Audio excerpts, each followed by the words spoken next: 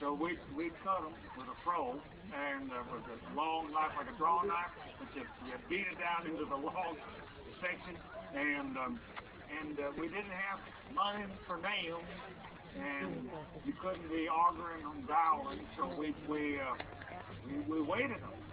Cut weight poles and laid that on each course, and then kept them from rolling down with spacers, and all the way up to the top. And then when we got to the top, you run one course over the edge of the other to keep the water out.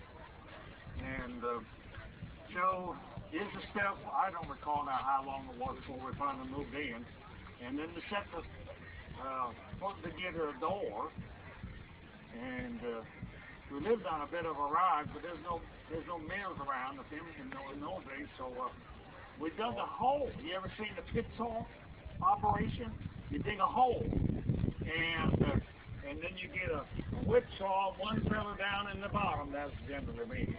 But you couldn't do that for long because your arms would wore out. And the other fella's up on the top.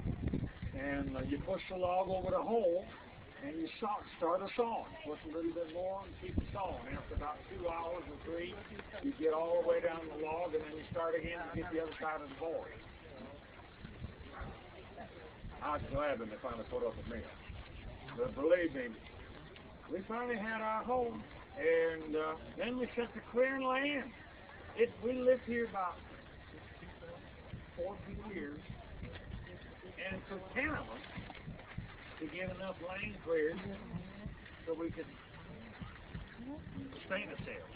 My pa only farmed about 40 acres in all, and I think he had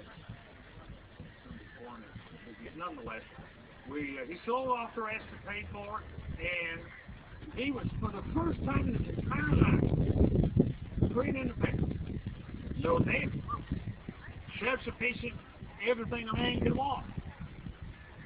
And then we got this here letter from by this time my mom died. She died in the 8th year, and we got a letter from one of her cousins who'd gone out west and in Illinois.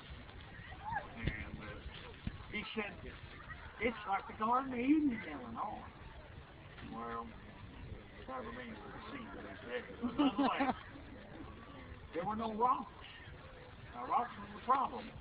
When you're hitting rocks with an old wooden plow, you're in trouble because you could break that board real easily. And another problem was stumps.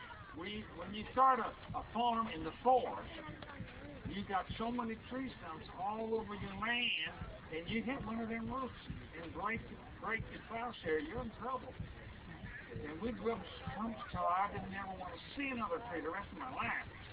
So it sounded like in my Bible, we weren't interested in starting all over again. But see, by this time, my stepmother had 3 children. Now, her son hadn't married by this time, but both her daughters had. And there's 4 grandchildren.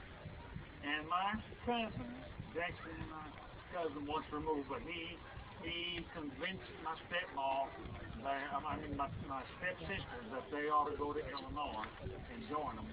And they decided, they and the husbands and the grandchildren, they were going to go off. Well, it wasn't but another day, and my stepmother had my pa convinced that he ought to leave everything behind and start all over.